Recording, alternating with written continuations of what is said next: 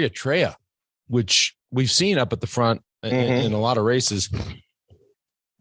I certainly would not have seen a rider coming out of Eritrea that makes it on the show, that's at the pointy end of bike races and has this kind of talent. Like, this to me is really cool. Like, when you think about, cycling is a lot of things, but it's primarily an endurance sport, but it's also a sport where you have to, sort of jockey for position and maintain position and avoid crashes. But if we look at one of the ultimate endurance tests, the marathon, right? We know where the dominant athletes come from for that event. I don't think it's that far-fetched to think that the Kenyans and the Ugandans and the Eritreans can come, so long as they can stay at the front of the race and avoid the crashes.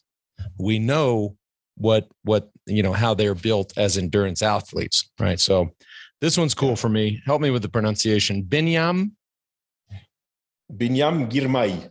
Binyam Girmay. Yeah. So this is a rider. He actually, Eritrea is the African country where cycling is the most popular. It's super popular there.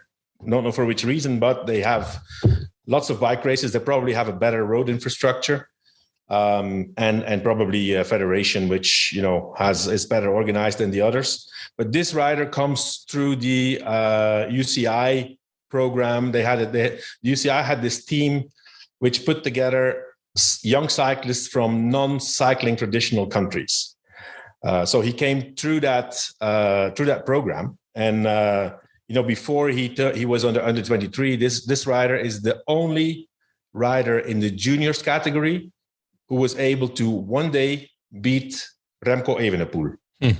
I think that's quite an interesting fact. So they came two riders together. So first he was able to follow him. That was already a miracle, because Remco was just in another league and always riding away by himself, and then beat him in the sprint. So that was basically the introduction of Binyam